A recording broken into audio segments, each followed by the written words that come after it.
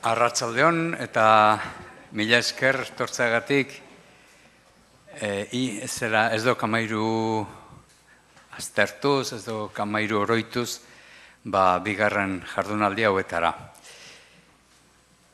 Gaur lehenik berriro ere Iñar Sastre izango dugu gurekin, eta gero Oier Arolaza, dantzariak eta dantza aztertzaileak hitzaldi bat eskainiko dugu laguntzaile berezi batzuekin, ez dut esango orain zein izango diren. Eta bigarren zatian itzaltzaunka proiektua aurkeztuko digute, aurkezpen artistikoa izango da. Arkaitzkano, Michel Murua, Antxon Horariaga eta Jesus Mai Lopetegik. Besterik gabe, ez naiz gehiago luzatuko, zera goxo bat, emanaldi goxo bat, egonaldi goxo bat izan dezagula, eta astera goaz Iñarrekin.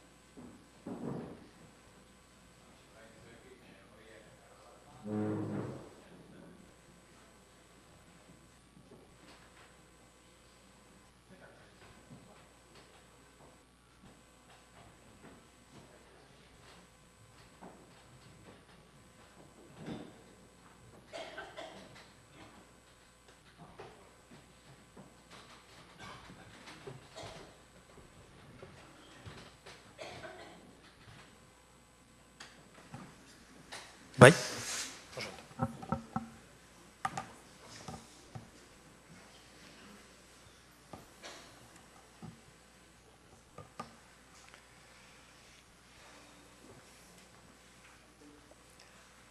Bueno, arratsaldeon. Lehenengo eta behin, eskerrik asko, mila esker, Mikel Laboa katedrari, gonbidapen honengatik, eta gaur zuekin izateko aukera hau emateagatik, ez bakarrik gaurkoagatik baizik eta urte osoko edo aurtengo eta datozen bi urtetako beka ere beraiekin izateko bai naiz, eta hori aukera handia da, ez baita dantzaren alorrean ikertzeko aukera horrelakorik, ez bestelakorik, herri honetan, bakarra da. Eta beraz, uste dute mundu mailako privilegiatu bat naizela, Euskal Dantzari buruz ikertzeko beka duen bakarra, mundu osoan. Dantzaria naiz, eta dantzariok pentsatzen dugu dantzarekin dana egin daitekela mundu honetan. Eta nik ere benetan pentsatzen dut, dantza dela lenguaia autonomoa propioa, buru askia, osoa, eta beraz, dantzaren bidez, adiraz edo komunikatu dezakegula, beste era batera, noski, hizkuntzarekin egiten dugun beste era batera, baina dantza lenguaia bada. Eta beraz, lenguaia bat den neurrian, iruditzen gauza batzuk dantzaren bidez espaldin bada ezin direla adirazi. Eta ganik gaur hemen asmoan neukana zen ere dantza pixka bat egiteko, eta zuetako batzuk ere dantzan jartzeko, baina, klaro, tokia eskaxamarra geratu zaigu horretarako, nik uste dute antolatzaileek nahita egin dutela hori. Aurreikusi dute arriskua egon zitekeela, eta bada espada arriskuaren aurrean, pitzadurak bete eta moldatu daiteze daude moduan. Orduan horren kaltetuak Mikel eta Marian izan dira. Ze dantza egin ezin badugu behintzat musika egin dezagun. Eta ni musikari ez naizen ez, dantzaria naiz, esan dizuet. Marian Arregi eta Mikel Urbeltz izango ditugu saio honetan, hitzez kontatzeko gai ez naizen gauza horiek ia soinuz kontatzeko gai garen edo sentitzeko gai garen. Neko balientea gera. Balientea gera esan nahi dut bai atzo hemen goian izan ziren Imanol, Ana eta Enrique, eta gaur neu zer eta guk geuk bizi izan ez dugun garai bati buruz, eta zer eta ez bakarrik bizi, batzuk bizi, baina beste batzuk protagonizatu dutenen aurrean haiei buruz hitz egiteko. Balientea esan dut lotsagabeak ez esatearren. Lotsagabeak ez esatearren. Bueno, nik egoera horren aurrean bi koraza prestatu ditut, eta gainera batez atzokoa ikusita, arrazoi gehiagorekin, ezta? Bueno, batetik Marian jarri dut hemen, lehen babes geruza bezala. Ze Marianek esan dit, berak ez duela hitzik ere egingo. Espaldin bada, akordeoiaren bidez. Eta orduan, alde horretatik ondo goaz. Eta hemen lehen lerroan, Juan Antonio Urbeltz. Eta Juan Antonio Urbeltzi prestatu diogu datorren asterako sari potolo bat. Horrela, esan dugu, ez dadin gaur berotu, eta orduan, joan den astetik, aste honetan, datorren astean, dago komunikabideei, jende guztiari erantzuten, elkarrizketak, mila bider, eta pixkat, nekatuta, ekarri dugu, eta orduan, nik bi babes horrekin saietuko naiz, nirea egiten, eta gero gauza bat esango dituzuen. Ni gaztetan korrikalaria izan nintzen. Eta beraz gauza gaizki jartzen baldin badia, ez nauzue ikusiko. Bueno, ez toka mairu eta dantza, hori da nik gaurko daukadan gai hori. Nik esan beharra dukat ez tok amairuren garaiko eta pareko dantzaren mugimenduak izen bat daukala, argia dauka izena. Ez tok amairuk, euskal musikari egin zion tamainako ekarpena egin zion argiak euskal dantzari. Eta gainera, biak bateratsu aritu ziren. Izan ere, mugimendu bereko bi adierazpen izan zirela esan genezake. Estok amairu musikan, argia dantzan. Are gehiago, elkarren berri izanez, elkarri eraginez, elkarrekin bidea eginez.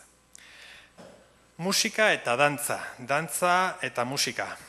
Gaur egun bi disiplina berezitzat baditu ere ez dirudi behintzat beti hala izan denik.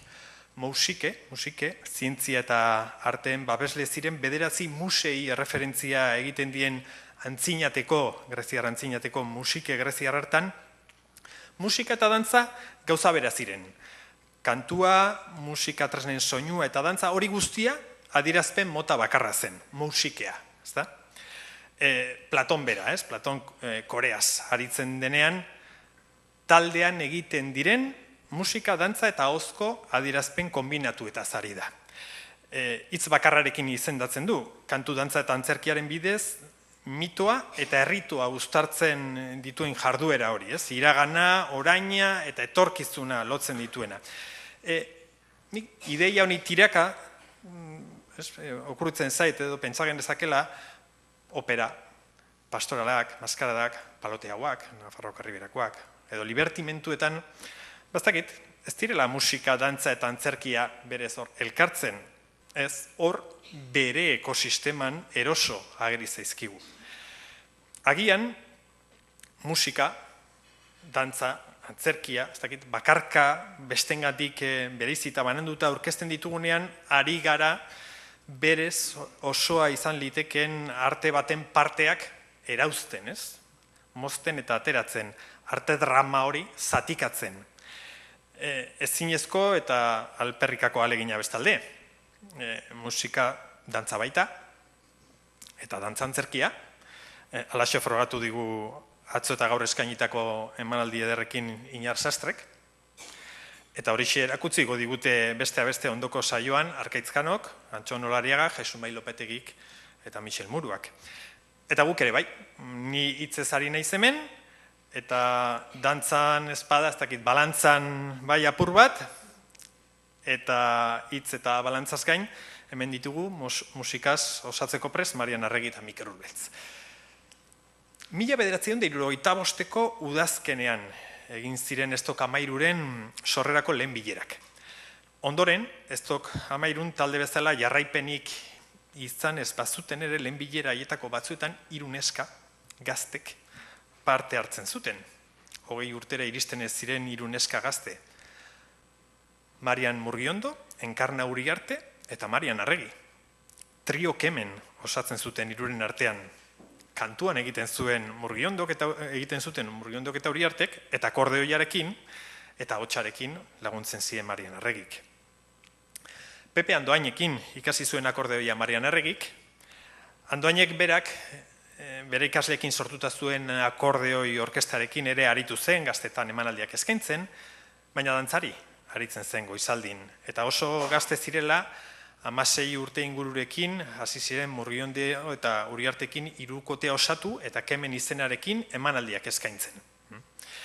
Bellas Arteseko kantari berrien lehiaketetan parte hartu zuten, Donostiako Nautikoan emanaldiak egin zituzten, Ondarroara joan eta herritarren berotasuna, baina bere bizikoa jaso zuten euskaraz kantatzen zutelako. Telebistan, Espainiako telebistan garai hartan zegoen bakarra hartan ere kantatu zuten, 1972an. Goizaldi dantza taldeak 1974an Txekian egin zuen biran, Trio Kemenek ere parte hartu zuen, dantzarien emanaldiak osatuz. Horrela kontatuta, musikari ibilbidea dirudi Marianenak, baina herri tradizioko beste hainbat musikari handi bezala, Marian zerbaitetan nabarmentzen bazen, dantzan zen. Dantzari trebe eta arina izanik, dantza eta musika maisuki uztartu dituzten, Alejandro Aldekoa, Etxaun Iruri, edo Jean-Michel Bedatxagarren modura, dantzan hasitakoa musikaz eginez jarraitu zuen Marianek. Esan dugu, goizaldiren emanaldietan jotzen hasi zela, adibidez 1975an, Platonen herrialdean, Grezian, Lefkasen jo zuen, eta Argia dantzari taldean ere, hain justu horren ondotik hasi, eta 1976tik gaur daño, lan horretan, musikari jarduera horretan diardu. Bueno, nahikoa hitz. Orain soinu. Dantza bat, Morris dantza bat eskainiko digute hasteko, Handkerchief edo zapidantza. Marian Arregi akordioarekin eta Mikel Urbeltz arrabitarekin.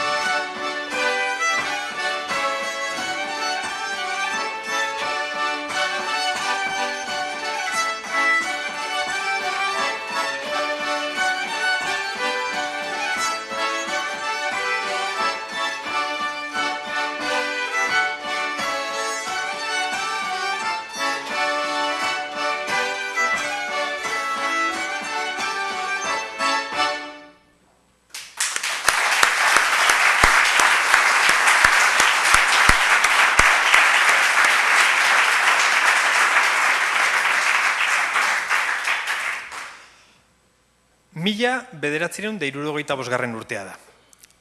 Fernando Larroquert eta Nestor Basterretxea Amalur filma grabatzen hasi dira. Hondarribiko Armen plazan dantzari talde bat soka dantzan ari da. Eta inguruan kamerak errodatzeko prest.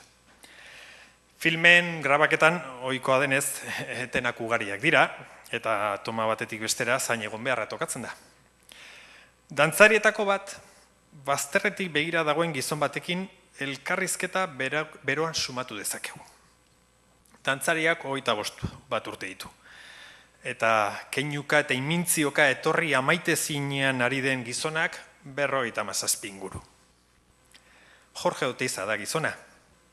Larroquert eta Basterretxea egiten ari diren filmaren grabaketa bertatik bertara jarraitzen ari da Hondarribin. Juan Antonio Urbeltz da dantzari gaztea. Pelikulako itxaron uneak urregorri bihurtu zaizkio. Eskultore eta pentsalari entzutetsuari galderak jaurti eta haren erretolikaz urbitxetan ari da gozatzen. Akuilua ongi dantzatzen zekien Oteizak eta handi gutxira konbentzitu zuen Urbeltz dantzari buruzko hitzaldia eskaintzezan arte garaikidearen Euskal Eskolan. Bultzada horrekin, eta beste zenbaitekin, baina horrekin nabarmen murgildu zen Urbeltz dantzaren ezagutza sakontzeko bidaian. Kulturaren transmisioa haustura eta jarraiduraren arteko tensioan bizi da. Tradizioarekin hautsi, tradizioarekin hausteko tradizioarekin segiz. Ni izateko aita hil. Eta bere tokia hartzean, ni neu aita bihurtu. Ukatzen dudan haute naiz. Esara zarrak dio, atzeak erakusten duela nola dantzatu aurrea. Jarraidura eta etenaren arteko tentsio horretan sortu ziren eztokamairu eta argia, ezin bestela izan. Oteizak, arraunlariaren metaforarekin adierazi zuen ideia. Hitzetan eta ekintzetan antzematen da bai eztokamairun eta bai argian. Traineruetan bezala, atzera begira egiten du arraun sortzaileak. Traineruak berak aurrera egiten du ordea. Lana eginaz goaz aurrera idatzi zuen Xabier Letek. Lourdes Iriondok 1976 urtean, Zeruko Argian egin zioten elkarrizketan honela azaltzen zuen. Guk, antzinako abesti jatorrak berpiztu egin nahi ditugu, eta era berean abesti berriak sortu, era guzitakoak. Handik 2 hilabetera, Zeruko Argian bertan, Ricardo Arregi zenak elkarrizketatu zuen Juan Antonio Urbeltz. Argia dantzari taldearen zuzendaritza hartu zuen ordurako, eta ara zer zioen. Guk gaur egungo euskaldunak bezala dantza egiteko modua aurkitu nahi dugu. Baina hortarako, lehenengo gure dantza zaharrak aztertu eta investigatu nahi ditugu. Oteizaren arraunlaria sumatzen dut nik hor ere. Atzera begira, arrauna egin beharra, trainerua aurrera eramateko. Jarraidura eta etenaren arteko aurkaketa faltsu horri erantzuten dio baita ere, Josean Artzek deklamatzen zuen eta deklamatzen duen poema dagoeneko klasikoan. Iturri zaharretik edaten dut, ur berria edaten, beti berri denura, betiko iturri zaharretik. Hain zuzen ere, atzera begiratuz, sortuz eta sortuz aurrera jotzeko jarrera horretan, tradizioan jasotako formula aplikatu du bere sorkuntza lanean Argia dantzari taldeak. Aire zaharruntan 2 berset berririk. Aurrekoan oinarrituta aurrera egin, horixe izan zen 60ko hamarkadako euskal sortzaileek, artean, zineman, musikan, dantzan, antzerkian, zein literaturan egin nahi izan zutena. Kontua da, jakitun zirela, etena gertatua zela. Aurreko belaunaldiari, gerra osteko belaunaldiari, kultur transmisioa errotik eten zioten. Eta beraz, gerra aurreko iturrietan, periferiako nekazal inguruetan, kantutegi eta bildumetan, eta ahozko tradizioak bizirik zirauen periferiako musikari, kantari eta dantzarietan bilatu zituzten erreferentziak. Beste morriz dantza bat orain. Ril bat, ezpata dantza bat.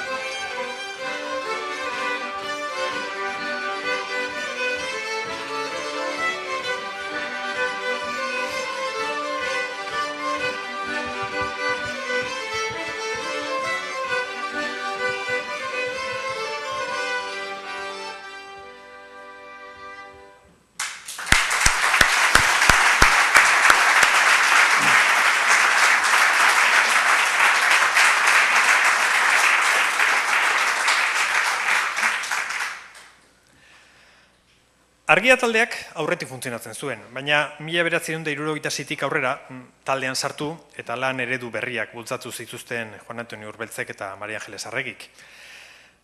Argiaren lanak dantzan zeukan fokoa, baina dantzaren ikuspegi koreologiko estua planteatu ordez, dantzarekin lotura zuten beste zenbait alor, janzkera, musika edo artistautza adibidez interes handiz jorratzeari ekin zioten.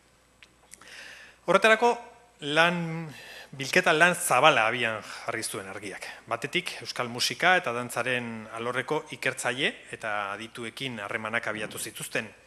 Julio Caro Baroja, Lucille Armstrong, Jorge de Riezu, Javier Bello Portu, Enrique Jordá de Gallastegi.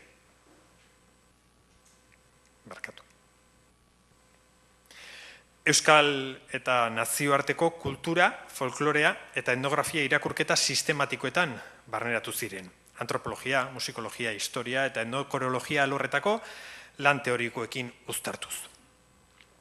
Tokian tokiko ondare koreografiko musikala jasotzeko landalan sistematikoan aritu ziren. Kasu askotan, Gerra Zibilaren aurretik dantzan aritu ziren, adineko dantzari eta dantza maisuekin galduta edo galtzear zeuden musikak eta dantzak jasoz.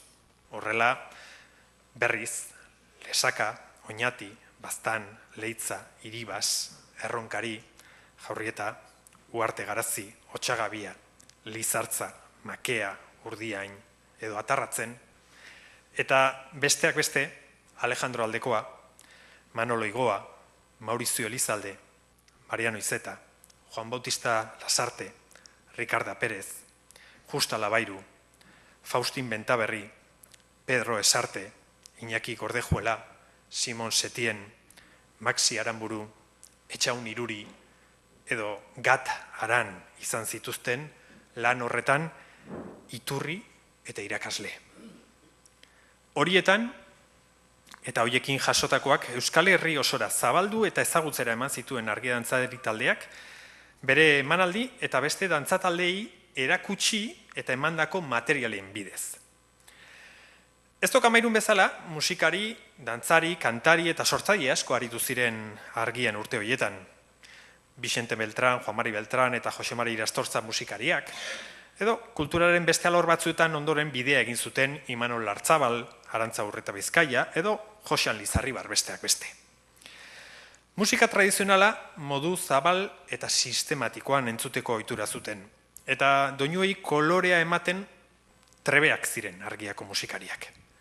1970ean herrikoi musika sorta izenarekin diska argitaratu zuen argiak, eta 1974an Euskal Dantza doinuak izeneko beste diska bat argitaratu zuen. 1970ko lehen diska horretan, Belatzarenak irekitzen du diska. Egunotan, izen horrekin aurkeztu du Jean-Michel Bedaxagarrek bere azken diska. Maurizio Elizaldekin ikasitako Baztango dantzen artetik Arizkungo sagardantza grabatu zuten. Axuri beltza edo Zuberoko Bralia ere entzun daitezke bertan, eta baita jarraian entzungo dugun pieza ere. Iturengo sokadantza. Orain 45 urte, Iturenen ikasi ondoren jotzen eta dantzatzen hasi ziren argiako dantzari eta musikariak. Eta bazterrean ahaztuta genuen herri txiki bateko dantza doinuaren edertasunaz, gozatzeko aukera eman digute ordutik gaur arte, Marianek akordeoiarekin eta Mikel Urbeltzek arrabitarekin. Iturengo sokadantza.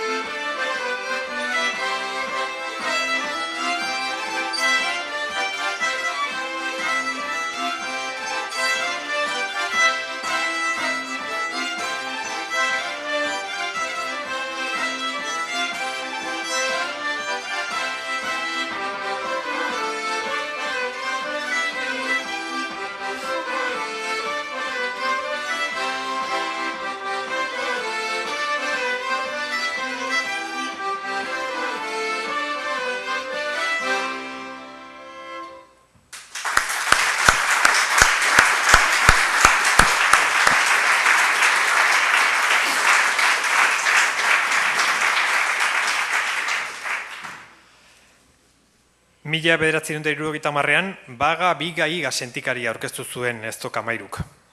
Talde emanaldia zen Baga Biga Iga. Josean Artze eta Jose Angel Irigarairen zuzendaritzapean, antzerkia, musika, kantuak, poesia irakurketak eta dantza baliatuz, ari bati lotutako ikuskizuna osatzen zuten denen artean. Koreos grekoa edo libertimendu nafarra, ez dakit, sakabanatutako arte atalak, arte dramaren magalera biltzeko ahalegina dirudi gaurtik begiratuta ez doka Amairuren sentikariak. Argiaren dizkan bezala, hemen ere, Belatzarena lehen partean eskaintzen zuen Jose Mari Zabalak. Baina aurretik, Argiakoek Maurizio Elizalderekin ikasitako dantzak izaten ziren. Izan ere, dantzan hasi eta dantzan bukatzen zen bagabiga. Ikuskizunean parte hartzen zuten guztiek dantzatzen zuten. Xabier Letek, Lourdes Iriondo, Mikel Laboak, Jose Mari Zabalak, Jesus Artzek, Josean Artze, Jose Angel Irigarai, Juan Miguel Irigaraik, Juan Antonio Urbeltz bera aritu zitzaien irakasten, eta Argiako txistularitzen Jose Mari Irastortzak jotzen zuen txistua. Bilantzikoa eta 3 puntukoa ziren dantzatzen ziren mutildantzak. Sentikariaren hasieran taldeko kideek dantzatzen zuten. Bukaeran, Mikel Laboak bagabiga kantatu ondoren, Artzeanaiek txalaparta jo, eta berriz ere, Jose Mari Irastortzaren txistua mutildantzak jotzen hasten zen. Parte hartzaile guztiak ateratzen ziren berriz dantzara, baita idazkari lanetan aritzen zen Nekane Oiarbide ere, eta Nekanek esan digunez, ikuskizuneko soinu teknikaria ere ateratzen omen zen.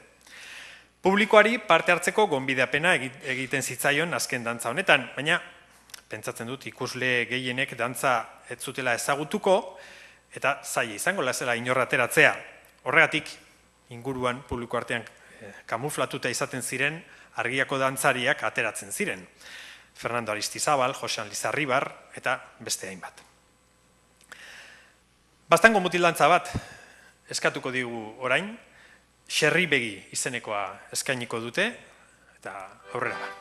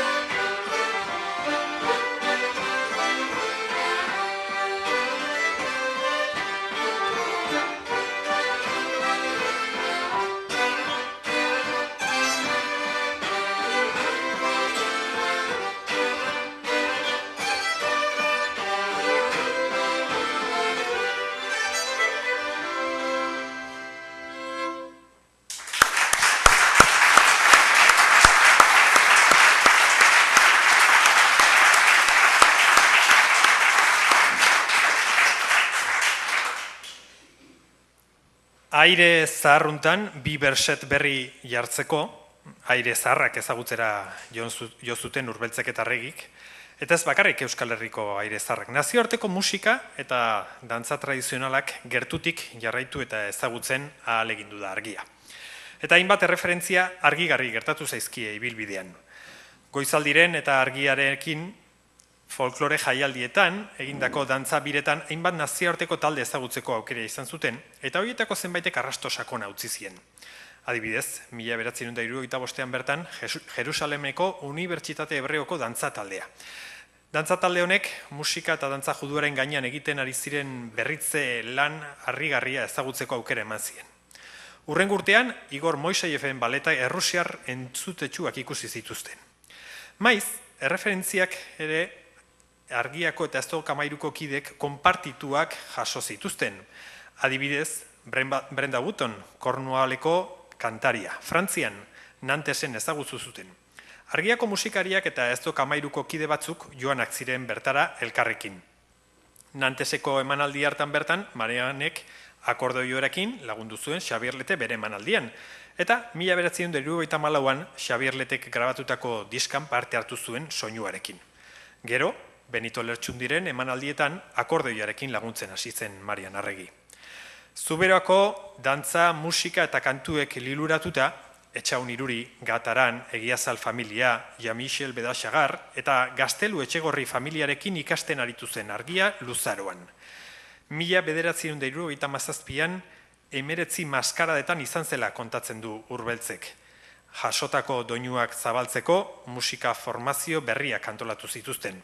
Adibidez, Zuberako errepertoria lantzeko txirula erdian jarrita, arpa, gaita eta zarrabetearekin osatu zuten formazioa. Urte horretan bertan argitaratu zuen Benito Lertxundik Zuberoa diska.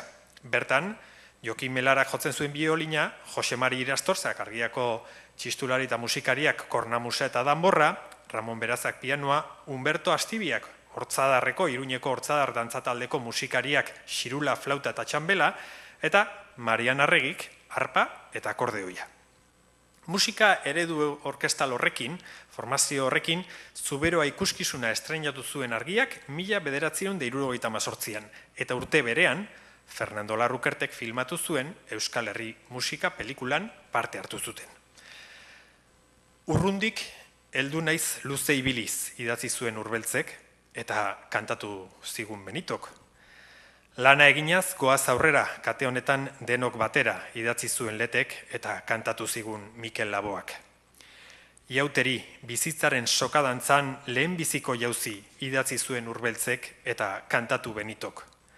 Eta soka horri lotuta, Zuberoako sokadantzari lotuta bukatuko dugu. Mil esker, Marian, Mikel eta Juanan. Zuberako Branlia.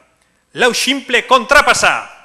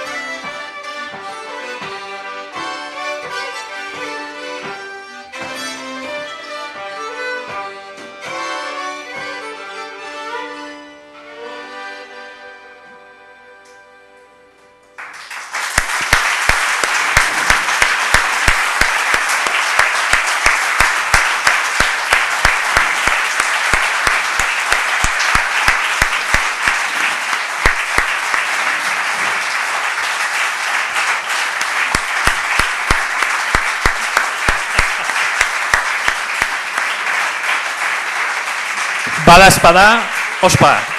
Inor galdetu aurretik, Bai. A ber, Marisolek zerbait.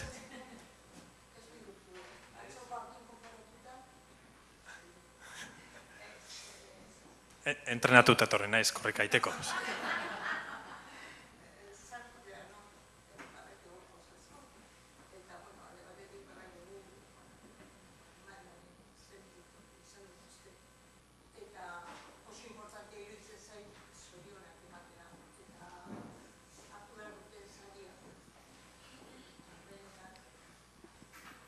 Hartu behar duten sariengatik zorionak ematea eta bere lana errekonozitu atope. Baina beste bi punto. Paralelismo bati buruz hitz egin duzu eta ni ados nago.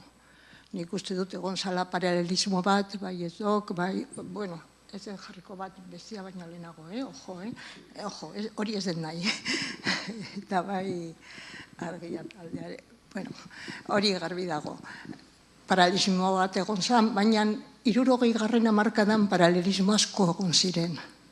Eta bat egon zen paralelismo batzuk, bai literatura egiten zuten persona batzuekin, errenazimiento kultural bat izan zen, sentido batean, errenazimiento txiki bat.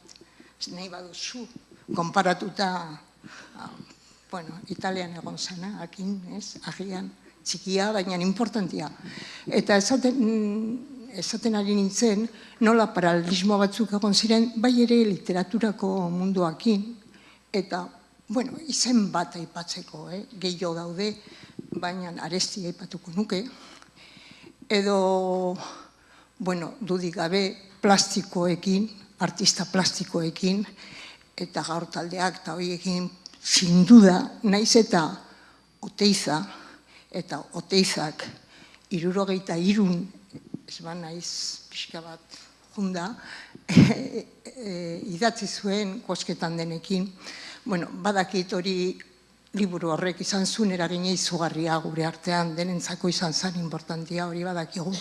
Bai, zehon ere, orduan, jarraitz antzerki talde bat. Osea, paralelismo asko egon ziren. Hori nahi nun esan eta iruditzen zait importantia dela esatea. Bestela, iruditzen zait injustoa gehala. Eta gero, beste aldetik, datazio aldetik, ikusten ditut gauz batzuk, nik uste dut ez daudela ondo. Ni ados nago, eta saiatuko naiz gauz pare bat esaten. Eta nik uste dut ni naiz pixka bat batean maniatika historiari buruz. Baina esan nahi dut, esate baterako alde batetik, 65ko udazkenian, hasi ziren ez doka mairu sortzeko bilera masiboak, multitudinarioak. Eta orduan, ziurazko Marian eta beste neska batzuk eta oso importanteak izan zirenik, gero dudik gabe, ez doka mairun, edo beste leku batzuetan egon ziren. Baina bilera multitudinario horiek baino lehenago egon ziren ez doka mairu sortzeko bilera txikiagoak, baina oso importantiak.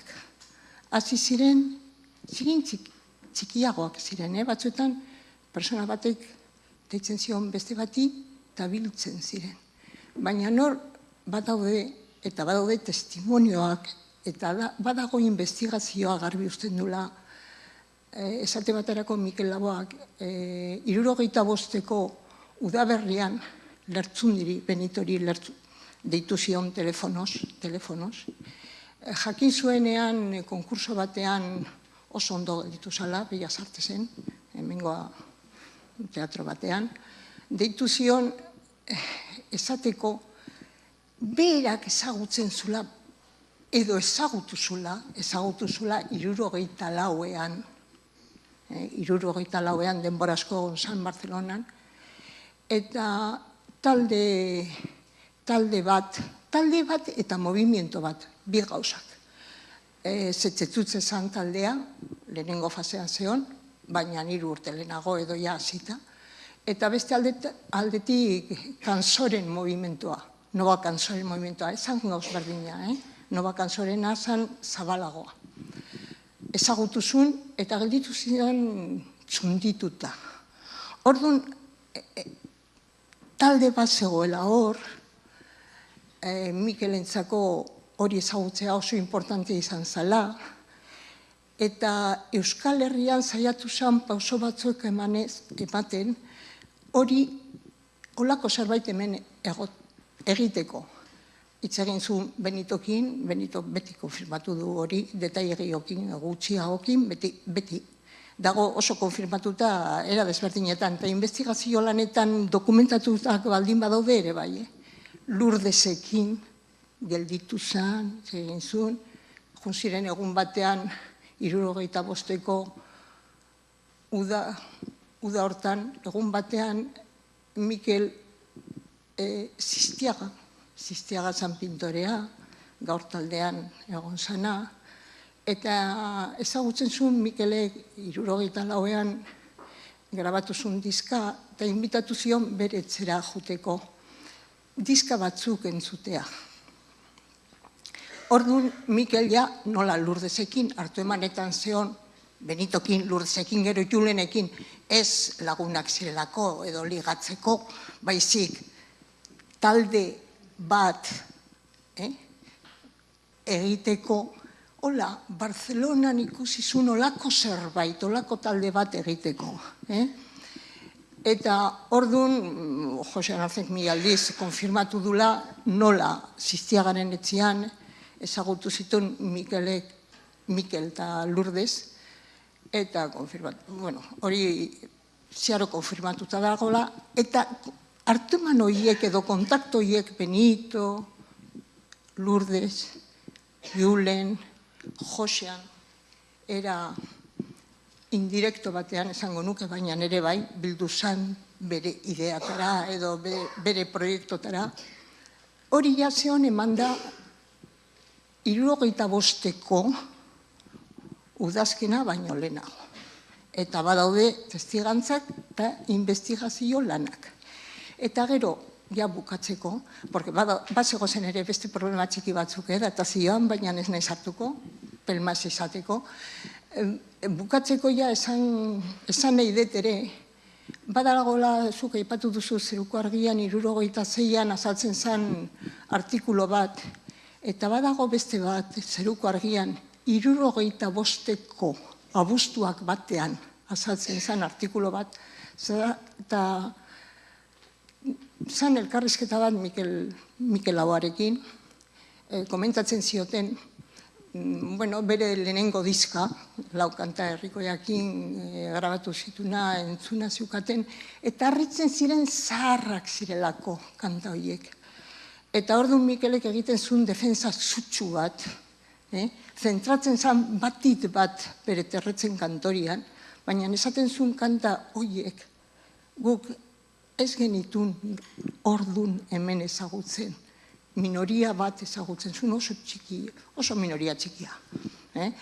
Eta fundamentala zen ezagutzea, kanta tradizionala kantatzea, eta jendeari ezagut araztea.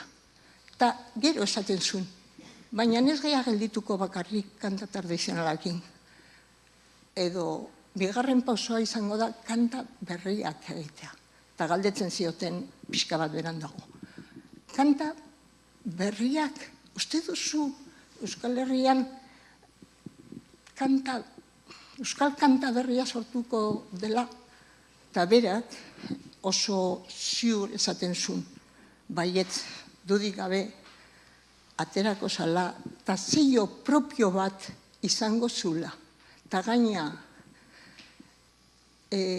gaiak mamitsuak izango zirela, eta bai sozial aldetik eta bai espiritual aldetik kutsu handia izango zutela, fundamentala zelako jendeari hori pasatzea. Bueno, barkatu, bazego zen beste problemita batzuk, baina ez nahi sartuko.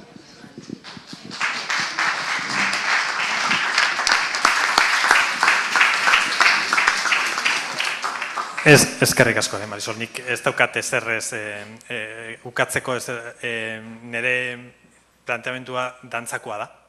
Eta eta ados nago esan duzunakin, beste alor, eta hain zuzen ere horregatik etorri naiz ni gaur, esateko ez bakarrik musikan, baizik eta beste alor batzutan adibidez, dantzan, eta igual, beste urte baten edo beste jardunaldi batzutan literaturaren ikuspuntutik edo artearen ikuspuntutik gaur movimentua, Euskal Arte Garaikidea eta guzti horiek ere aztertzeko aukera izango da. Claro, ni dantzaz aritu naiz eta inditu loturak dantzatik estoka mairura, eta noski ez naiz sartu estoka mairun zera horretan, baina oso gustora hartzen ditut osagarri guzti horiek, mila esker.